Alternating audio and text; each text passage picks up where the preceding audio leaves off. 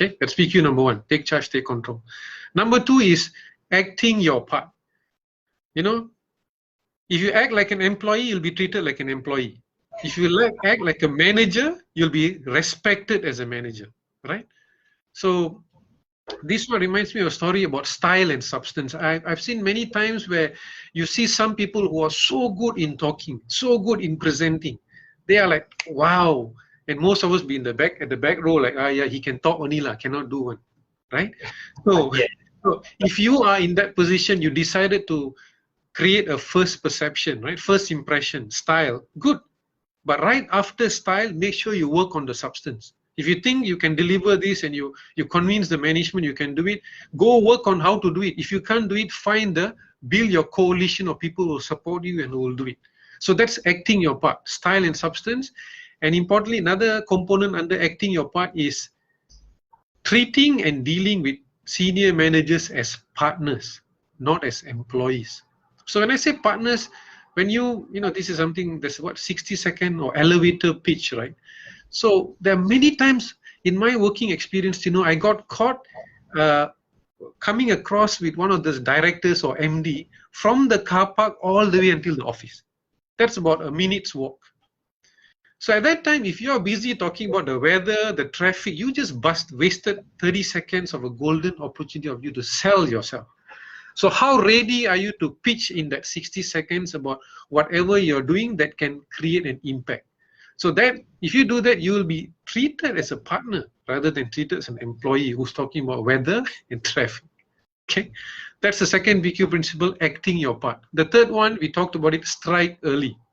Strike early means preparation for the meeting, means being able to make assertive statements to shift the anchor and the negotiation ground.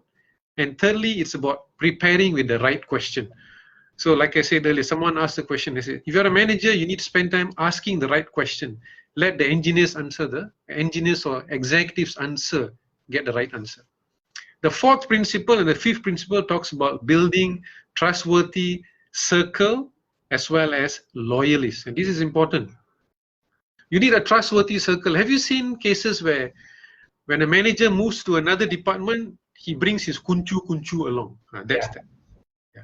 We all see that as a yala, political ma, his gang ma. Yeah, but that's the truth. Those are the people who's loyal to him, who's willing to work late to support his agenda. Why not? Don't we do that in our politics too? Look at what's happening in our country. I'm bleeding. You know, okay, I'm not going to talk. Sorry, I keep diverging to Malaysian politics. So, building trustworthy circle and loyalists is an important agenda.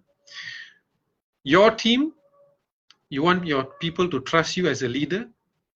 Say it, do it, and say it again. All right? Amongst your peers, support them.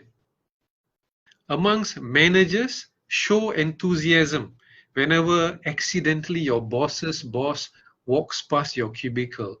Within that quick turnaround, say, hi, Mohsen, how are you? Are you ready to, in 30 seconds or 1 minute, talk about a project you're working on that may help his or her agenda? If the answer is no, then you're not practicing PQ power principles, go work on it. Right? Building loyalists is the fifth PQ power principle. This is very important, you know. I have a three-dimensional thing I talk about. You need to first build sponsors. Sponsors means your managers, 2 or 3 levels above, you need to build network and connections with them. They need to know you. You may not work with them 24 most of the time, but occasionally if they were to see you, if they see your name, they know you. That's important because they become your well-wisher. And if they believe there's some other positions where you can pick up that your boss himself does not know, they'll be able to reach out to you. You need to build sponsors, right? So that's why if it's important, if you're going to your cafe during lunch, always take the trouble to sit with different people. And if you see some managers there sitting, nobody likes to sit with the managers, right? Because they talk about work. So that's the time you need to be proactive to join them. Sit with them and make them know you.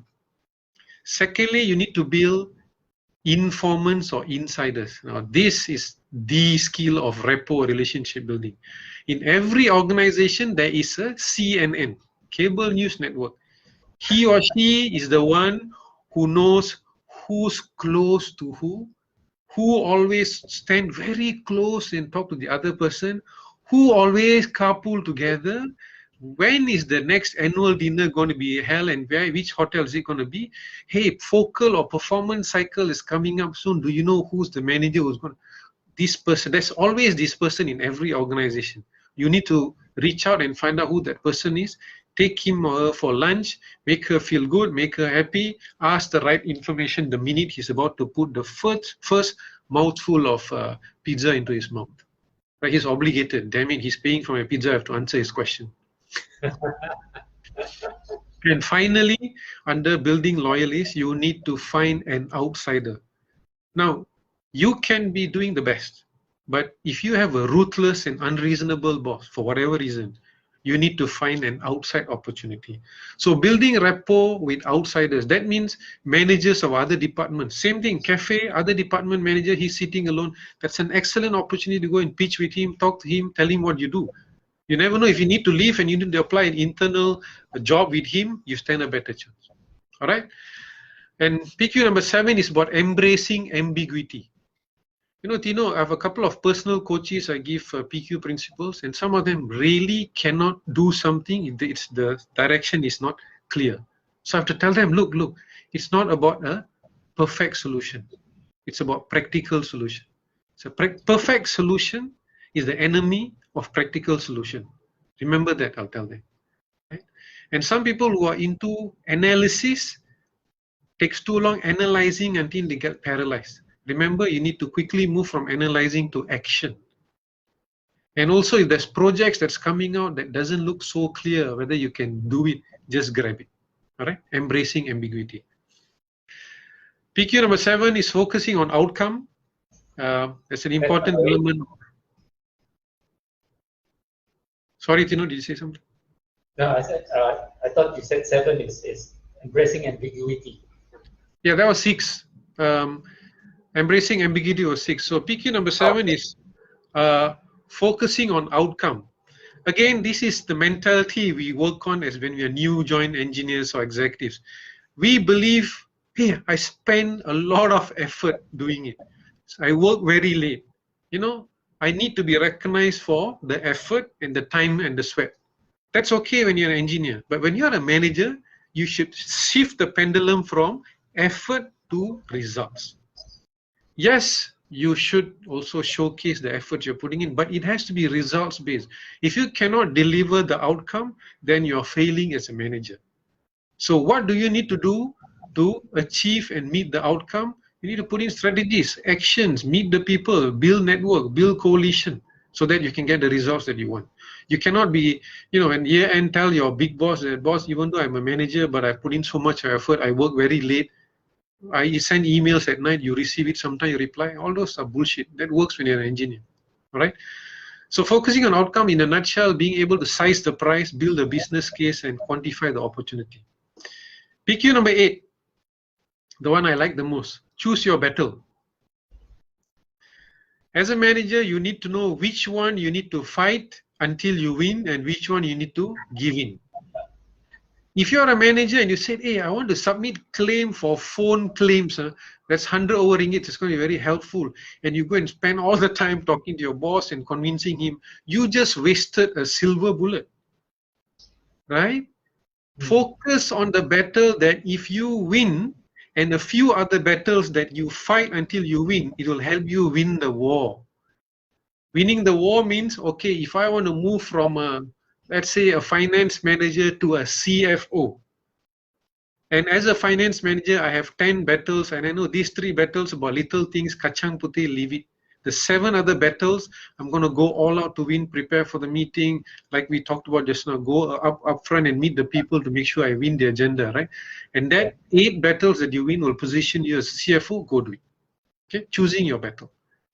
The 9th principle of PQ is being selectively unreasonable. You know, pardon me for this word, but I've seen some asshole managers when I was working before, where they can be sticking like a leech to a timeline, not wanting to compromise even a single day or a week, telling them that no, my focus and my timeline is not changing. They'll be so proud to say that. And I will put you on agenda and you need to give an update and we need to make a decision. And when I'm telling him that I can't expedite because it's against nature's law, it's 24 hours a day, I can't make it faster. No, my timeline is not shifting. You see their behavior? The way they answer tells you that they are so adamant about their that particular timeline, they are unreasonable. And I was used to be thinking that that's a bad behavior, but after some time, I realized that that's how you will be remembered by the senior management. Not all the time. If you are unreasonable all the time, you are a bad manager. But if you're selectively unreasonable, then you'll be remembered. And when a very important opportunity or task needs to be done, you may very well be selected. Okay? And the last PQ principle is start now. That's the easiest one, yeah? Because we always believe that, okay, I can wait until 2 more years when I become a bit more senior manager to learn PQ. By then, there'll be others who actually master these skills and overtake you. So when I say start now means go read up, go look up in YouTube and all these things. But I tell you, it's a bit dry, the documents and the videos. Until you see mine coming up, it's going to be exciting and engaging, hopefully with Tino's help. Over to you, Tino. 10 PQ principles. All right, thank you so much. Yeah, that's really good. That's a lot to take in, a whole lot to take in, right? And there's a question from one of my good friend E.T. E.T. is actually an expert in culture. He said, Raj, these are all good points. Love the honest and practical sharing here. His question is, where and how can we learn more about PQ? Oh, I just answered that question. You can go Google up, you can watch YouTube videos, but I can tell you they are all piecemeals all over. If you are up to it, if I have 10 or more audiences who's really willing to learn this, I think we need to start a training, a day or two's program. Tino, what do you think? Yeah, I think we should do that. do a 2 days PQ training. That would be wonderful the next one. Yeah. Raj, thank you so much for sharing this 10 PQ powers. And I think there's a lot to take in. Guys, don't worry, this video is not going to be taken off anytime soon. So come back anytime and listen to the 10 PQs. If you haven't caught it all at this very moment, come back and just listen to it again and then just write down each and every 10 PQs. And write to me or write to Raj and ask us whatever questions that you may have in regards to these 10 PQ principles, right? Then we can always help you out a little bit more. I know a lot of you here, like my niece in actual fact, and her hubby is here as well tonight. And they are very young in their age. They are now in their early 20s, working in the corporate world. So I think this is going to be very strong and very helpful for them. There's quite a few of them who are also young here. A few of the past participants that I had from other programs. And this is a good learning, a good point for them to pick up in terms of their careers and how they can maneuver themselves and to be politically savvy in the corporate world, right? Okay. One last question, maybe. What would be the best way for an eager learner like that to meet or to master this PQ? Wow, there have been at least several questions with the same theme. Ideally, I would answer him or her. I would be happy to coach you personally. Oh, no FOC, everything has its price for it. I'll be happy to do a training. And the thing that I like about this PQ is a lot of real life pragmatic examples has to be brought in so that you're able to really understand it. When I do my personal coachings with a couple of my coaches, I go to a level of, in fact, like working in their company, because they tell me, okay, this is my CEO, this is him, this is name, this is behavior, this is the other person. So I have to take up all that information before I curate a solution. So yeah, we can find creative ways to deliver the message across, definitely. Yeah. Okay, thank you so much, Raj. Thank you for spending this 1 hour with me and sharing your knowledge and your experiences in this area of political quotient. I think it's a tough skill for a lot of people to pick up, but it is a necessary skill for people to learn and to even, like you said, you use the word master, right? To master it. We all know a lot about IQ, and we know a lot more about EQ, but PQ is something that is very new for a lot of people. So to be politically savvy in an organization, we have to be a little bit thick-skinned, I suppose, right? This skin has to be a lot more thicker so that no bullet can penetrate you emotionally, and if your emotions are hijacked, you will lose the battle that you're supposed to fight.